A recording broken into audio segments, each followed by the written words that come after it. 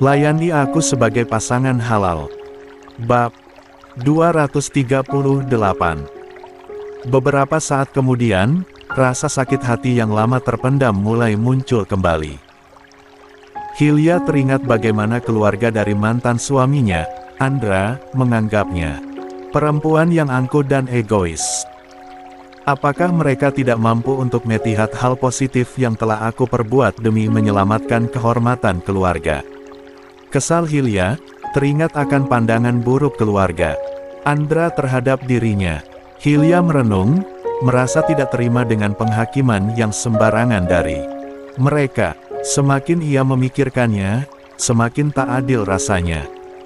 Tak heran jika saat perceraian di antara Hilya dan Andra terjadi, keluarga Andra merasa lega dan setuju. Tetapi Hilya tahu, ia harus melanjutkan hidup dan membuktikan bahwa mereka salah menilainya. Untuk itulah, pertemuan dengan Hanifah ini begitu penting baginya. "Halo, Bu Fida. Saya sudah di parkiran," kata Hilya, begitu panggilan tersambung. "Oh, baik, Bu Hilya. Saya akan segera ke sana," jawab Fida, dari ujung telepon. Fida bergegas keluar dari ruang dosen, jantungnya berdegup kencang, takut dan cemas bercampur aduk di dalam dadanya saat ini. Apa yang akan terjadi jika Hilya bertemu dengan Hanifah? Mereka akan membicarakan masalah pribadi di kampus, tentu saja tidak etis. Tapi, aku tidak bisa menolak Bu Hilya, pikir Fida, berusaha membayangkan segala kemungkinan yang mungkin terjadi. Fida merasa khawatir dan takut akan terjadi sesuatu yang buruk, seperti pertengkaran atau bahkan keributan di antara Hilya dan Hanifah. Apa jadinya jika dosen lain mengetahui bahwa aku yang mengantar Hilya untuk menemui Hanifah? Pasti aku akan disalahkan, kata Fida, bergerutu sendiri dengan penuh kecemasan. Tak hanya itu, kekhawatiran Fida semakin menjadi ketika ia membayangkan reaksi Rama, mantan suami Hanifah yang kini menjabat sebagai dekan, jika mengetahui kejadian ini. Aku tahu betapa marahnya Prof. Rama jika mengetahui hal ini. Tapi, apa yang bisa aku lakukan? Aku tak tahu bagaimana cara menghindarinya, batin Fida dengan putus asa. Mencoba merenung sejenak mencari solusi untuk mengatasi kecemasannya ini. Fida terus melangkah dengan hati-hati, berharap segala sesuatu akan berjalan dengan baik dan tidak ada konflik yang terjadi antara Hilya dan Hanifah. Namun, di balik harapannya, Fida merasa dirinya terjebak dalam situasi yang sulit dan tak bisa lepas begitu saja. Keputusan apa yang harus Fida ambil untuk menghindari konflik yang tidak diinginkan ini? Sebenarnya, Fida merasa jengkel dan frustasi. Mengapa dia terjebak dalam situasi yang seharusnya tak ada hubungannya dengan dirinya? Tapi, kali ini, bagaimanapun juga, entah kenapa Fida lagi-lagi tidak bisa menolak Hilya yang meminta bantuan kepadanya untuk dipertemukan dengan Hanifah. Walaupun Fida sadar betul bahwa hal itu berpotensi merugikan dirinya sendiri. Lagi-lagi, aku harus terlibat, gumam Fida, frustrasi. Kini, Fida sudah berada di parkiran, dengan pandangan penuh selidik yang berkeliaran, mencari keberadaan Hilya. Detik demi detik berlalu, rasa frustasi semakin menjadi-jadi. Kenapa aku harus mau membantu Hilya? Rasanya, aku sangat bodoh. Apakah Bu Hilya tidak memiliki orang lain yang bisa ia andalkan? Pikir Fida, sembari merasa terjepit antara rasa prihatin dan kekesalan. Akhirnya, Fida melihat sosok Hilya yang berdiri di samping mobilnya, menunggu Hilya dengan penuh harap. Tanpa ragu, Hilya menghela napas panjang lalu melangkah mendekati Hilya. Di saat seperti ini, Fida sadar bahwa Fida tak bisa meninggalkan Hilya yang sedang dalam masalah, meski ia telah membawa Fida ke dalam situasi yang sangat tidak diinginkan. Namun, Apakah akan selalu seperti ini? Akankah Visa terus terjebak dalam konflik yang tak pernah ada ujungnya karena kesulitan untuk mengatakan tidak? Mungkin suatu hari nanti, dia harus belajar untuk lebih tegas demi kebaikan dirinya sendiri juga. Selamat siang, Bu, sapa Vida, menyapa Hilya dengan ramah. Siang. Antar saya bertemu Hanifah langsung, jawab Hilya. Baik. Tadi, saya sudah bertemu dengan Hanifah. Katanya, dia siap bertemu dengan Anda, kata Vida. Hilya mengerutkan keningnya. Kenapa kamu memberitahu dia kalau saya yang akan bertemu dengannya? Bisa-bisa, dia menghindari saya kalau seperti itu. Maaf, Bu. Saya bingung harus memberikan alasan apa kepada Hanifah. Tapi, tenang saja, Bu. Hanifah siap bertemu dengan Anda. Saya pastikan, dia sudah menunggu di taman fakultas. Kebetulan, taman fakultas sepi, Bu, kalau siang seperti ini. Tanpa menjawab apapun, Hilya langsung melangkah. Pun, Vida turut mengikuti langkah Hilya dengan cepat. Rama ada di kampus juga hari ini? Tanya Hilya. Ya, Bu Hilya. Prof Rama ada di ruangannya. Apa ayah perlu memanggil Prof Rama juga? Tidak perlu. Justru, saya tidak mau Rama mengetahui tentang pertemuan saya dengan Hanifah. Oh, baik, Bu. Saya akan berusaha merahasikannya dari Prof Rama, jawab Vida. Walaupun sebenarnya Vida tidak percaya diri untuk bisa merahasiakan hal ini dari Rama. Terima kasih, ucap Hilya. Vida mengarahkan Hilya ke taman fakultas. Ternyata, di sana, sudah terlihat perempuan bercadar yang tengah membaca sebuah buku. Siapa lagi kalau bukan Hanifah? Hanifah, tegur Vida. Hanifah langsung berdiri. Assalamualaikum, Bu. Waalaikumsalam. Ini Bu Hilya yang ingin bertemu denganmu, Hanifah, sesuai dengan apa yang saya katakan tadi ke kamu. Hanifah menatap ke arah Hilya seraya memberikan senyuman dari balik cadarnya. Selamat siang, Tante Hilya, sapanya. Hilya masih belum menjawab sapaan Hanifah. Diam-diam ia menatap mantan menantunya itu dari atas sampai bawah, merasa kesal dengan kondisi Hanifah sekarang. Melihat kondisi Hanifah yang tampak baik-baik saja pasca perceraiannya bersama Rama, Hilya merasa bahwa ini tidak adil bagi putranya, karena Rama sendiri seolah dunianya hancur setelah bercerai dengan Hanifah. Bahkan, sampai saat ini, Rama belum mau bertemu dengan Hilya karena merasa kecewa dengan sang ibu yang telah memisahkannya dengan Hanifah. Dia tampak begitu bahagia tanpa putraku. Apakah Rama tidak berarti apa-apa baginya? Apakah ia tidak merasa kehilangan setelah apa yang telah terjadi? Seharusnya, mereka berdua sama-sama bahagia kalau salah satunya bahagia. Tapi, di sini, yang terpuruk justru putraku. Perempuan ini sepertinya memang hanya memanfaatkan putraku, gumam Hilya dalam hati. Namun, di sisi lain, sebenarnya Hilya tidak menyadari betapa Hanifah pun merasa hancur di dalam hatinya. Dia dan Rama sama-sama terluka, karena perpisahan mereka hanyalah perpisahan yang terpaksa, di tengah perasaan yang masih begitu saling mencintai hingga saat ini. Namun, Hanifah hanya berusaha terlihat baik-baik saja di hadapan orang lain. Perceraian mereka seolah melukai sepihak saja, padahal mereka sama-sama masih begitu saling mencintai sebelumnya. Tapi, mengapa takdir sepertinya hanya merugikan putraku saja? Sementara, Hanifah terlihat baik-baik saja. Batin Hilya, dengan rasa tidak terimanya melihat kondisi Hanifah yang di depannya begitu baik-baik saja, pikirnya. Apa kabar, Tante? Tanya Hanifah lagi, dengan tersenyum sopan. Hilya memang selalu bersikap jahat terhadap Hanifah, dan entah mengapa, Hanifah masih bisa menghargainya sebagai orang yang lebih tua darinya. Bagaimanapun juga, dia pernah menjadi ibu mertua Hanifah, meskipun akhirnya Hilya sendiri yang menjadi biang kerok kehancuran pernikahan Hanifah dengan Rama, anaknya.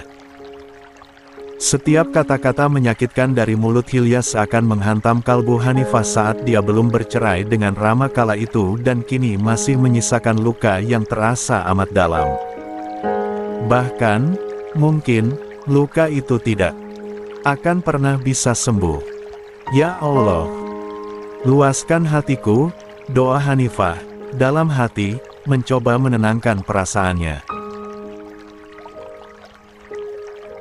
Sendiri saat mengingat hinaan demi hinaan yang dilontarkan Hilya sebelum Hanifah benar-benar bercerai dengan Rama saat itu. Namun, di tengah sakit hatinya, Hanifah tetap menjaga sikap. Dia pun bertekad untuk harus kuat menghadapi Hilya dan menunjukkan bahwa Hanifah bukanlah perempuan lemah yang mudah diinjak-injak. Seandainya saja waktu itu Hanifah semakin tegas dalam menyikapi masalah-masalah dalam rumah tangganya, mungkin dia tidak akan kalah dengan perbuatan Hilya. Tapi, apa daya, segalanya telah terjadi dan sekarang Hanifah harus berdamai dengan keadaan ini. Sebenarnya, setiap kali melihat Hilya, Hanifah selalu teringat tentang apa saja yang telah Hilya katakan dan lakukan terhadap rumah tangganya bersama Rama, dulu. Namun, Hanifah juga tidak mau larut dalam kebencian dan amarah. Dia ingin mengambil pelajaran dan menjadikannya batu pijakan untuk melangkah lebih jauh. Akankah perjuangan Hanifah bisa menghapus luka di hatinya ini? Entahlah, yang pasti, dia tidak akan menyerah begitu saja. Baik, jawab Hilya, setelah lama menatap Hanifah. Alhamdulillah. Silakan duduk, Tante, atau mau ngobrol di kantin? Tanya Hanifah. Di sini saja. Saya gak akan lama, jawab Hilya, datar, kepada Hanifah. Oh, baik. Silakan duduk. Vida merasa bingung dengan perasaannya sendiri. Ada rasa kagum yang tiba-tiba muncul ketika melihat sikap Hanifah. Mengapa dia bisa tetap sopan dan santun kepada Hilya, setelah semua yang telah Hilya lakukan padanya? Vida tahu betapa Hilya telah berusaha memisahkan Hanifah dengan orang yang dicintainya, Rama, hingga keduanya harus bercerai karena keegoisan Hilya yang merasa malu jika semua orang tahu bahwa menantunya adalah Hanifah. Apakah Hanifah benar-benar sudah bisa memaafkan Bu Hilya? Atau jangan-jangan ini hanya menutupi kesedihannya? Apa yang ada di dalam pikiran Hanifah, hingga dia bisa bersikap seperti ini? Karena kalau aku jadi Hanifah, sudah pasti aku akan sangat membenci Hilya, batin Vida, penasaran. Dia yakin bahwa Hanifah merasa sangat sakit hati, karena bagaimanapun juga pernikahan mereka yang gagal itu adalah akibat dari ulah Hilya yang tak pernah benar-benar menerima Hanifah sebagai menantu. Namun, apa yang terjadi sekarang, di hadapan Vida, membuatnya takjub. Hanifah seolah telah mengekang rasa sakit hatinya dan memberi contoh bagaimana seharusnya kita bersikap sopan dan santun kepada orang yang jelas-jelas telah menyakiti kita. Keanggunan Hanifah di hadapan Hilya membuat Vida semakin penasaran dengan perjalanan hidup perempuan itu. Bagaimana mungkin Hanifah masih mampu menjaga sikapnya di saat seperti ini? Apakah dia adalah sosok yang kuat atau sebenarnya sangat rapuh dan takut menunjukkan perasaannya yang sebenarnya? Aku merasa kasihan kepadanya. Dalam benak Vida, berbagai pertanyaan itu berkecamuk, mencoba mengurai rahasia yang tersimpan di balik senyuman Hanifah. Sejujurnya, ada rasa kasihan yang mendalam di hati Vida melihat nasib Hanifah yang terombang-ambing di bawah kendali Hilya. Sebagai seorang dosen, tentu saja Vida merasa memiliki rasa simpati di hatinya untuk Hanifah yang merupakan mahasiswinya itu. Apalagi, Hanifah yang masih berusia belasan tahun, harus menghadapi kenyataan pahit dalam rumah tangganya sendiri. Menurut Vida, di sini, Hilya benar-benar tega dan kejam terhadap Hanifah. Tidakkah Bu Hilya bisa merasakan bagaimana perasaan seorang remaja seusia Hanifah yang mudah goyah mentalnya? Bukankah seharusnya Bu Hilya bisa lebih memahami dan bijaksana dalam menyikapi situasi ini? Batin Vida, dengan perasaan yang terguncang. Namun, apa yang telah Hilya lakukan selama ini?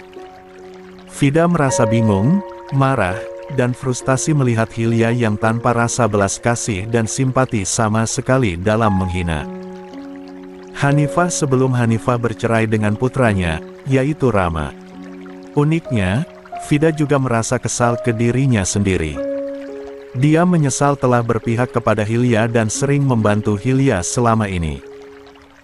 Namun, kini, melihat sikap baik Hanifah kepada Hilya membuat hati Vida tersentuh. Aku benar-benar tidak menyangka dan baru sadar kalau Bu Hilya orang yang bisa sekejam ini. Apakah Bu Hilya tidak punya hati nurani? Bagaimana bisa ia merasa nyaman melukai perasaan remaja seusia Hanifah yang seharusnya menjadi tanggung jawabnya juga sebagai seorang ibu mertua saat itu? Sebagai seorang wanita, bukankah kita seharusnya saling menguatkan dan membantu satu sama lain? Gumam Vida dalam hati, tak mampu menahan amarahnya. Kenapa mata hatiku tertutup selama ini? Batin Vida lagi. Hilya kemudian duduk di kursi taman. Pun, Hanifah turut duduk di sana dengan berusaha tetap tersenyum di balik cadarnya. Ada yang bisa saya bantu, Tante? Tanya Hanifah, berusaha tetap menjaga sikap. Tidak sopan sekali kamu bertanya seperti itu ke saya. Bentak Hilya. Bu Hilya. Vida membalas bentakan Hilya, jaga sikap Anda juga. Hilya merasa terkejut saat tiba-tiba Vida membentaknya. Sebelum ini, Vida tidak pernah berani bersikap tegas seperti ini padanya. Hatinya merasa bingung, apa yang membuat Bu Vida berubah menjadi seberani ini kepadaku? Mengapa dia tiba-tiba membentakku seperti ini? Pikir Hilya, mencoba mencari jawaban dalam benaknya. Kamu membentak saya, Bu Vida? Tanya Hilya, menahan rasa geram yang mulai memuncak di dadanya. Vida mengangguk, maaf, Bu, jika saya terdengar seperti membentak. Sebagai seorang dosen di kampus ini, saya merasa berkewajiban untuk melindungi mahasiswa saya juga, termasuk Hanifah. Meskipun Anda memiliki masalah pribadi dengan Hanifah, namun di sini, dia tetap merupakan mahasiswa saya dan saya harus melindunginya. Dengan alasan yang Vida berikan, sebelumnya, Bu Vida ini selalu mendukung apapun yang kulakukan terhadap Hanifah.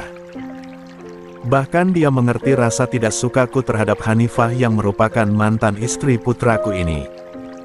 Mengapa kini sikapnya berubah? Batin Hilya merasa semakin kebingungan dengan perubahan sikap Vida. Tolong, Bu, jaga sikap di sini, kata Vida lagi, membuat Hilya tersadar dari lamunannya. Merasa tersentak, Hilya mencoba merenung sejenak untuk mencari pemikiran yang lebih jernih. Dia mulai menyadari bahwa mungkin dia perlu melihat keadaan dari sudut pandang Vida untuk mengetahui alasan Vida membela Hanifah secara terang-terangan. Mungkin Vida punya alasan sendiri mengapa sikapnya berubah. Apa mungkin dia sudah terpengaruh oleh Hanifah? Tidak mungkin dia bersimpati kepada Hanifah, pikir Hilya, berusaha menemukan jawaban di tengah kebimbangan hatinya. Baik, kamu boleh meninggalkan kami sekarang. Biarkan saya menyelesaikan masalah pribadi saya dengan Hanifah, kata Hilya. Tapi, Bu, kamu tidak dengar, Bu Vida. Etika kamu di mana kalau kamu harus mendengar masalah pribadi saya dengan Hanifah? Potong Hilya. Vida tampak berpikir sejenak. Dia kasihan melihat Hanifah yang harus menghadapi Hilya sendirian, Namun juga Vida tidak mau disebut tidak beretika jika harus mendengar pembicaraan di antara mereka. "Baik, Bu. Saya akan mengawasi dari jauh untuk memastikan keselamatan mahasiswa saya," jawab Vida, pada akhirnya. Vida dengan berat hati melangkah pergi, meninggalkan Hilya dan Hanifah. Namun, naluri kekhawatirannya tidak memungkinkan dirinya untuk benar-benar pergi jauh. Vida merasa berat dengan tanggung jawab untuk melindungi Hanifah, apalagi karena di kampus ini Hanifah merupakan mahasiswanya. "Aku harus memastikan Hanifah baik-baik saja," batin Vida, dengan rasa khawatir. Dia pun memilih untuk mengawasi mereka dari kejauhan, menyimak setiap kata-kata yang terlontar dari Hilya, wanita yang pernah menjadi mertua Hanifah itu. Vida tahu betul betapa Hilya membenci Hanifah, setelah perceraiannya dengan putra semata wayang wanita itu. Dan kini, Vida mengkhawatirkan kemungkinan bahwa Hilya masih dendam dengan Hanifah karena setelah perceraian itu, Rama tidak mau lagi bertemu dengan Hilya. Dalam hati, Vida memohon agar Hilya bisa menahan diri, agar Hanifah tidak menjadi korban dari amarahnya.